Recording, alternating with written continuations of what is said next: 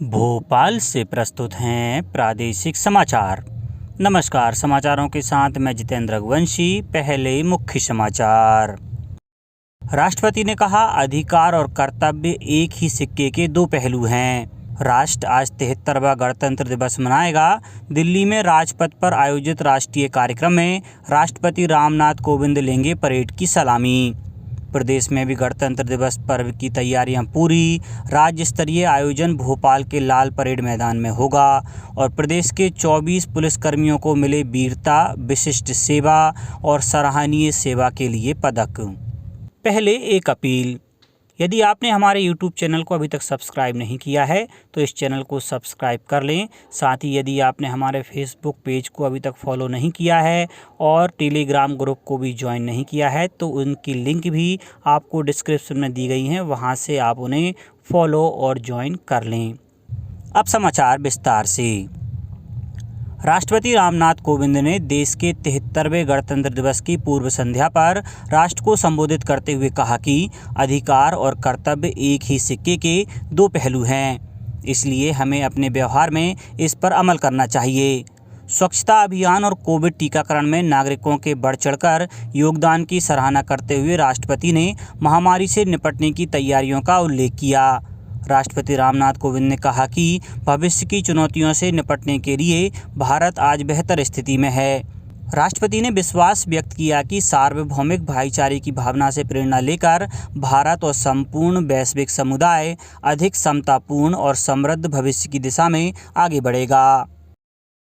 राष्ट्र आज 73वां गणतंत्र दिवस मनाएगा। मुख्य समारोह राजधानी दिल्ली में आयोजित होगा। राष्ट्रपति रामनाथ कोविंद परेड की सलामी लेंगे।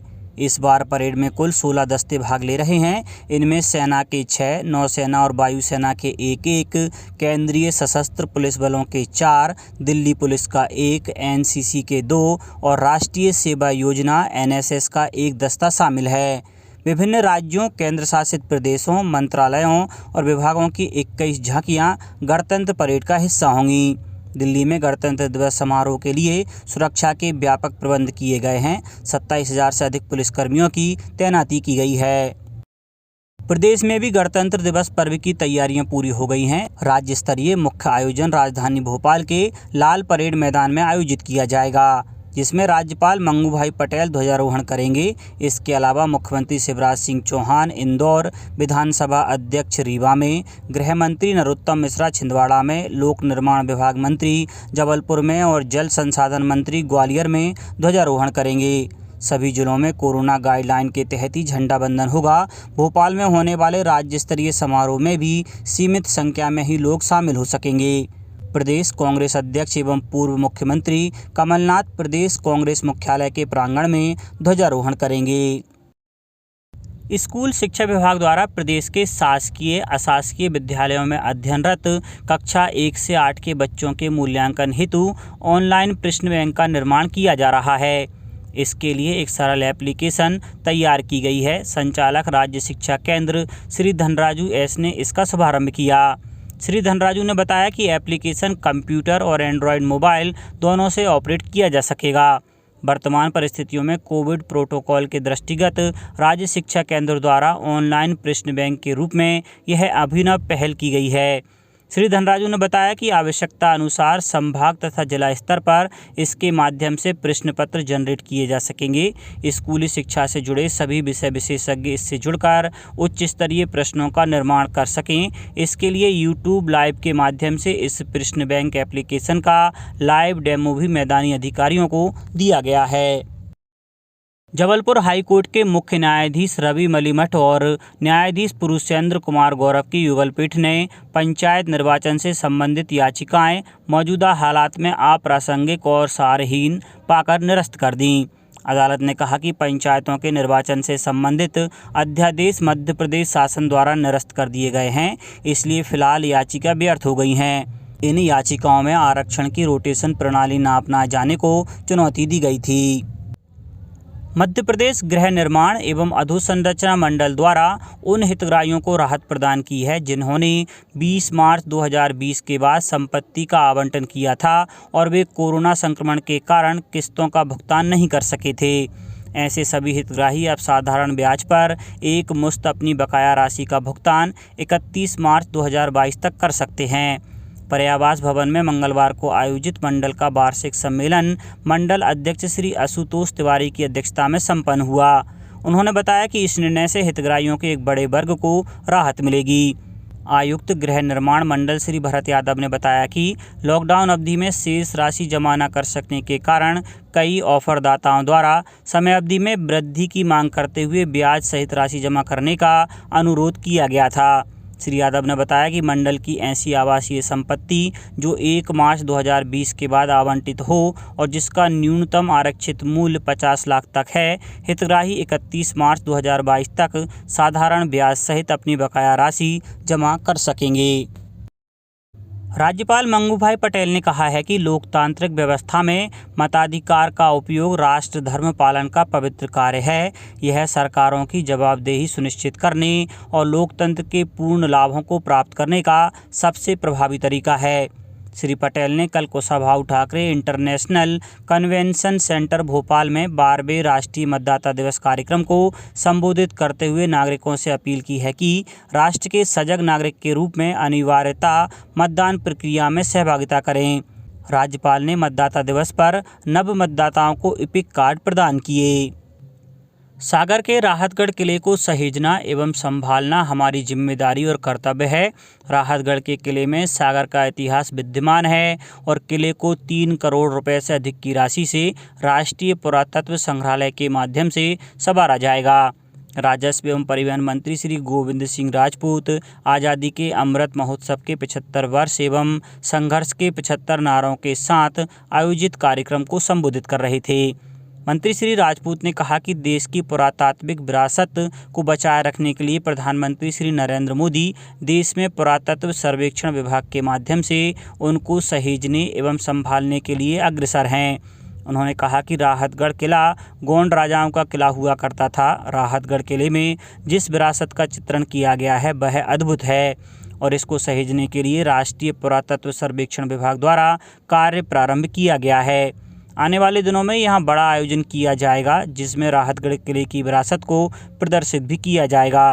उन्होंने कहा कि हमें अपनी पुरानी विरासत को कभी नहीं भूलना चाहिए क्योंकि इतिहास भविष्य का मार्ग प्रशस्त करता है।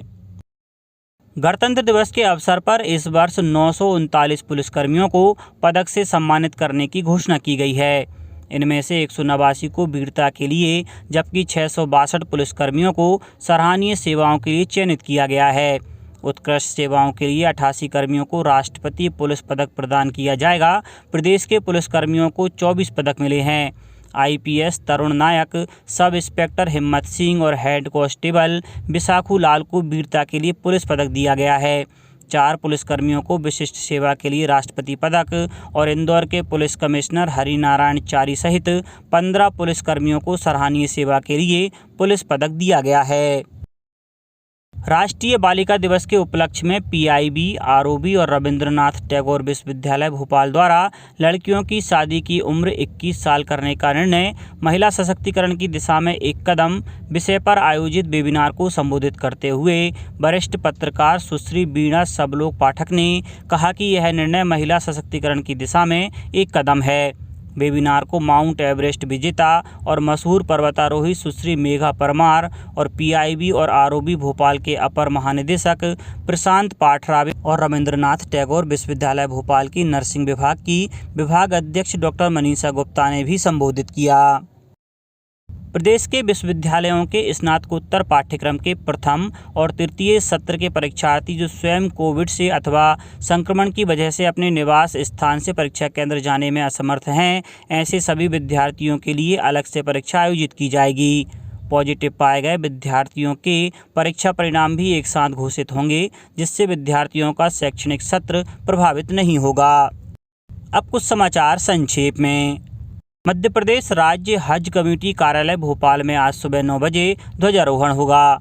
उज्जैन में राष्ट्रीय बालिका दिवस के उपलक्ष्य में विधिक जागरूकता एवं साक्षरता शिविर का आयोजन वन स्टॉप सेंटर मुनीनगर में किया गया। सीहोर में 30 जनवरी से 13 फरवरी स्पर्श कुष्ठ जागरूकता अभियान चलाया जाएगा। अशोकनगर में आज संजय स्टेडियम में जिला स्तरीय आनंद उत्सव का आयोजन किया जाएगा। बैतूल शहर के 7 मार्गों पर 28 जनवरी से 24 फरवरी तक प्रातः 8 बजे से रात्रि 9 बजे तक भारी वाहनों का आवागमन प्रतिबंधित कर दिया गया है। मंदसौर जिले में कल 11 नए पॉजिटिव सामने आए और देवास में कल जिला विधिक सेवा प्राधिकरण द्वारा कन्या भ्रूण हत्या एवं लैंगिक असमानता विषय पर ऑनलाइन कार्यशाला का आयोजन किया गया। अंत में एक अपील, यदि आपने हमारे YouTube चैनल को अभी तक सब्सक्राइब नहीं किया है तो YouTube चैनल को सब्सक्राइब कर लें। साथ ही यदि आपने हमारे Facebook पेज को फॉलो नहीं किया है और टेलीग्राम चैनल को ज्वाइन भी नहीं किया है तो उनकी लिंक डिस्क्रिप्शन में दी गई हैं, वहां से हमारे Facebook पेज को फॉलो कर लें और टेलीग्राम चैनल को ज्वाइन कर लें। अंत में मुख्य समाचार एक बार फिर। राष्ट्रपति ने कहा, अधिकार और कर्तव्य एक ही सिक्के के 2 पहलू हैं। राष्ट्र आज 73वां गणतंत्र दिवस मनाएगा। दिल्ली में राजपथ पर आयोजित राष्ट्रीय कार्यक्रम में राष्ट्रपति रामनाथ कोविंद लेंगे परेड की सलामी। प्रदेश में भी गणतंत्र दिवस पर्व की तैयारियां पूरी। राज्य स्तरीय आयोजन भोपाल के लाल परेड मैदान में होगा और प्रदेश के 24 पुलिसकर्मियों को मिले वीरता, विशिष्ट सेवा और सराहनीय सेवा के लिए पदक। इस बुलेटिन में इतना ही। घर पर रहिए, सुरक्षित रहिए और सुनते रहिए प्रादेशिक समाचार। नमस्कार।